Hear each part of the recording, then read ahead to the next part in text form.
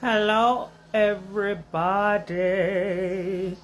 Hello, my winning friends, all my favorite winning friends, and welcome to Win with Attraction Marketing.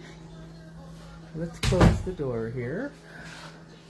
With AI empowered entrepreneurs on LinkedIn by night.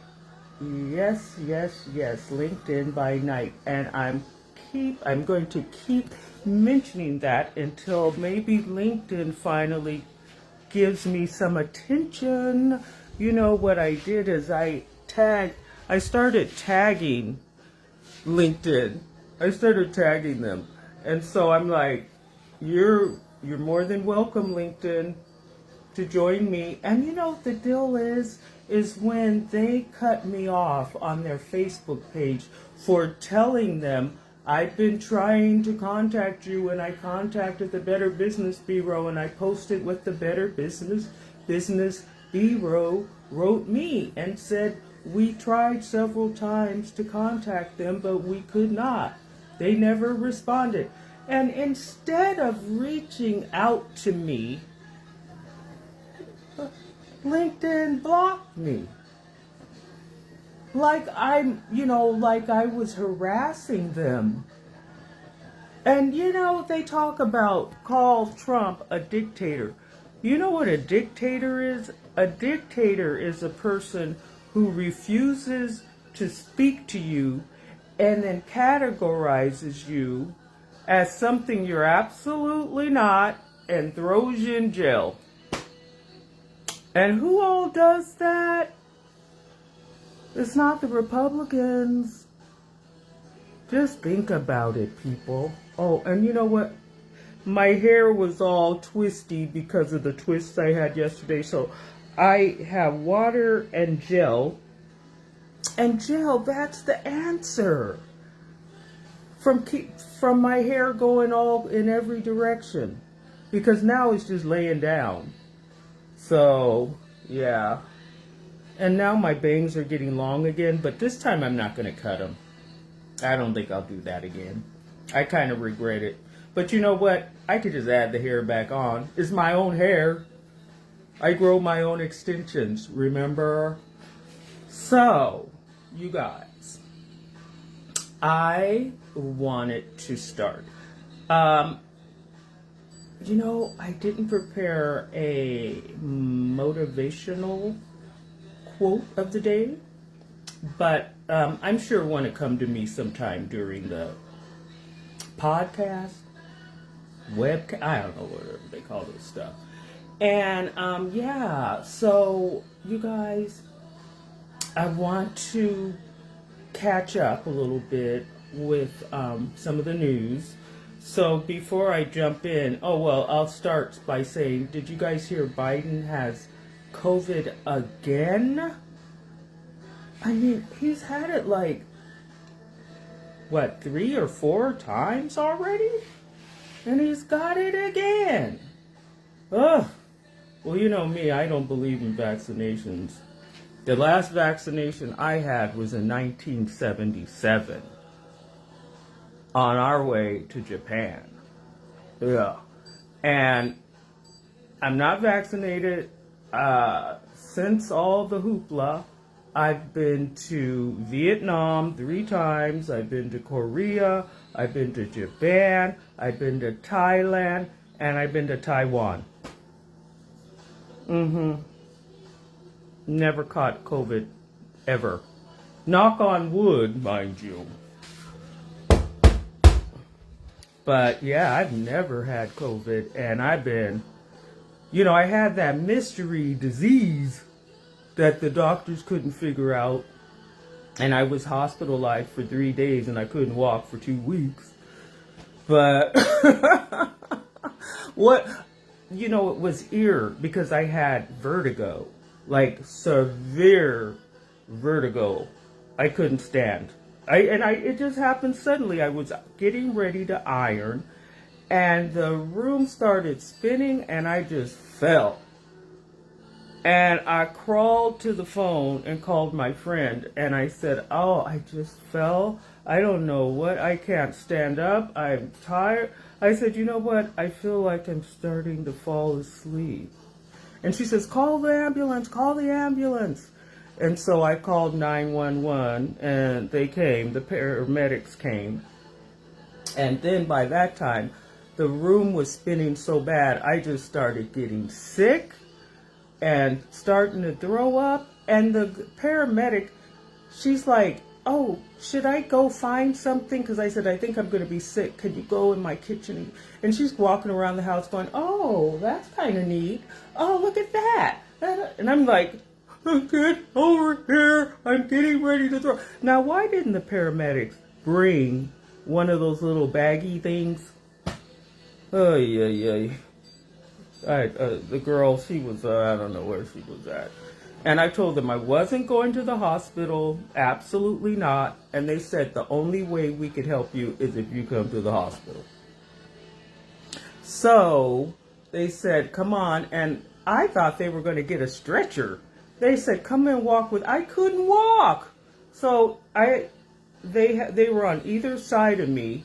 And I'm like wobbling and had to walk way up the block. And I'm trying not to throw up, because all I did was throw up all day. I mean, after that. And then when I got in the ambulance, the lights were all bright, and I just thought, oh. And I was sick. You talking about sick. And, you know, isn't it horrible when you can't stop throwing up? And there wasn't nothing to throw up. There wasn't nothing really to throw up. So that's even worse, because then the bile and all that. I hope nobody's eating. Oh, and then I get to the hospital, and this foreign man who has kind of like an Eastern European accent, he says, my name is this, and then he says, take these. And I don't even think he was wearing gloves or anything. But I was so desperate, I just took whatever. And then he left. And I don't even know who he was. I don't even know if he worked for the hospital or anything. And then, of course, they didn't have a room. Oh, so I had to sit in the emergency department, throwing up every 5 minutes. Oh, boy, it was terrible. And they just never, I got a CAT scan. I got an MRI. They just couldn't find anything. So that's what happened. But aside from, and then remember when I was in Vietnam and my face blew up like a blowfish? Yeah, that was another thing. I get a lot of stuff.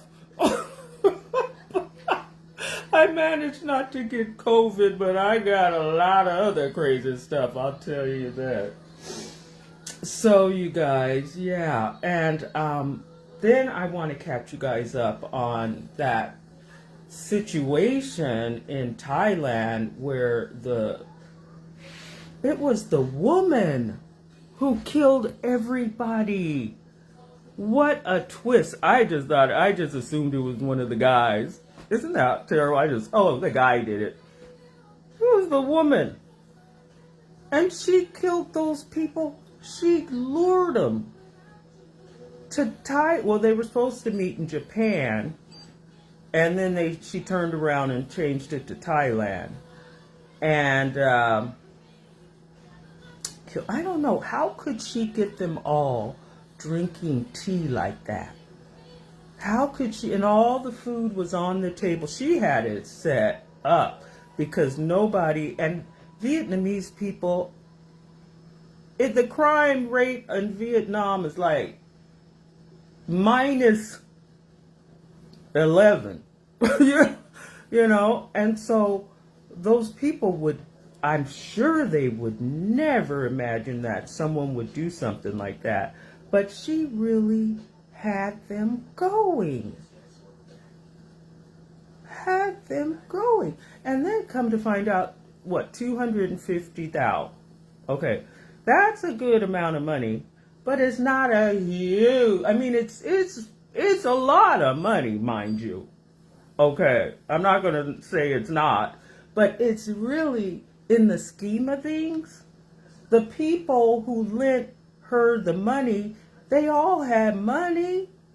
They could have wrote that off and said, you know what, we got conned, and they were supposed to go to court. Why didn't she just go to court and be found guilty and say, look, I don't have the money? What? Was she going to go to jail? Oh, yeah, in Vietnam, though. In Vietnam, she would never saw the light of day. And they are giving people the death penalty, the death penalty for Ponzi schemes in Vietnam now. And they got one woman on death row right now. So, but to kill all of the, over money. You know, I'm not the kind of person who would, there's some people like gangsters and stuff, they'll go after you, if you didn't pay there for your drugs or da da da da da. Don't kill the people. Just go get some more. And call it, remember, not failure. It's a learning experience. I got conned out about $40,000. Yes, I did. I don't like to talk about it, but it really happened to me. And I did. These people I thought were my best friends. We used to talk on the phone every day. And they were just, I had to hire an attorney. And then that cost about $5,000 extra dollars. And the attorney didn't even do anything because he wrote the letter, but he wrote them a letter and said, put the property in Marcia's name, or Marcia. Yeah. I Marcia if you spell it wrong. They said, put it, and they did. And then she tried to write to me and say, I've been trying to get in touch with you. I never spoke to her again. But I was close to sending out I was close. No, seriously. I was close. And I just put on Craigslist, I put their pictures up. And I said, watch these people. This is what they do. I said, this is their phone number. This is their address. And everything. But, there's nothing really more you can do. When somebody runs off with your money, it's gone. And we all, you guys know, I'm probably preaching to the choir. Right? I'm preaching to the choir. So that's what happened with that. That is just going to be the best movie. I can't wait till the movie comes out. Oh, that's going to be so good. So what I want to talk about, too, in terms of business, is niches. And before I do that, you guys know I got to show you what's cooking. So what we got is today, we have potatoes. I'm cooking them. Like I cook them till they can't take it anymore. See how they're all falling apart? So I guess I could turn it off. Okay, I'm gonna turn it off. Then I went and got some fresh green beans from Whole Foods, and I have my garlic, and I have mushrooms, and the serranos, and then I found a little tiny piece of parsley. I forgot to buy parsley, and check it out. This is what's left of my parsley. And so I was digging in there. I was like, is there anything? So I got just about all the little green parts you could find. So I managed to salvage that. And then I have my steak, and what I really love, do a steak, and this is part of like half of that sausage, the spicy Italian sausage, and then I cook it, and then I slice it into like little, sections, and it is so delicious. And that's where the parsley and garlic, half of the parsley, garlic, and serrano peppers are going to go. But like I was telling you, I usually don't season it until it's actually on the stove. And so it's marinating in lime juice. All right. So back back to school here. So one thing I have found out, you guys, with the niches is that you really have to be clear.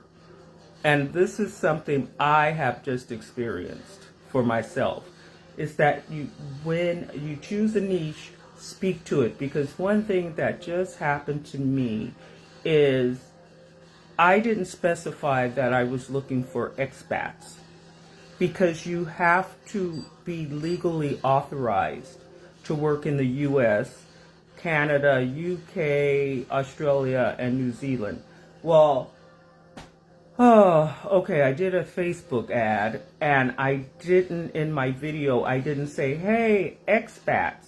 I just said I was a digital nomad. Next time I'm going to say, hey, expats from this place, this place, this place, this place. Or contact me and I'll let you know if your country is eligible. Because it's the country governments that don't allow. It's not us saying, you're from another country, we're MAGA, and you can't come. No, it's the governments that say you can't do this type of marketing because of their banking laws and different things like that. So, yeah. So that's how that works. So what happened was I'm getting all these people from foreign countries, from the countries that don't even allow it. You could only work from the countries that don't allow it if you're an expat. And so I paid $5.95 per lead, which is not bad when you do Facebook ads. But they all work.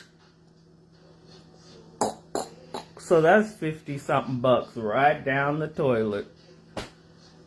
So I said, I'm not going to do Facebook. I think I'm done with Facebook ads.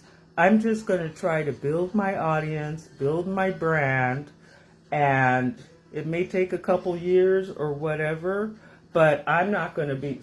I told you Facebook charged me $200 and something. I don't even know what it's for. Oh, and it's so hard. You can get in touch with them, but, oh, it's really hard. And I think once they get your money, they're not going to give it back. So that's what happened with that. Okay, so lastly, let me give you guys 3, and I'm still trying to think of... I might just have to repeat one, like I'm saying. I'll just use it from Jim Rohn, okay? I was going to look up something from Maya Angelou, and I just got, sidetracked. But I'll find something. There's a lot of really good ones. It's good to listen.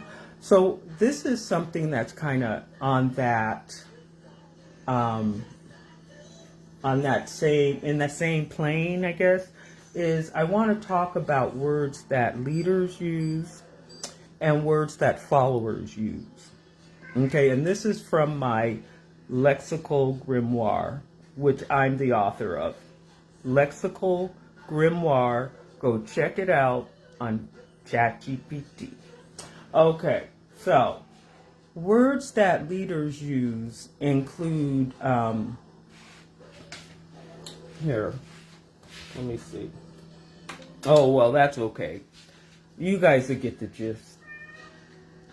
Leaders use words like empower. Followers use words like allow. Okay? See, I was going to go into the explanation of that, but I'll probably just maybe write it and do a post. That way you can keep it. And then I'll also put it on school. Leaders use words like commitment. They commit to things. People who are followers try. I'll try. And so remember how I was saying to take out words, weak words, and replace them with strong words. So commitment, try. Then the third one, because I'm just going to do three, is leaders use the word vision.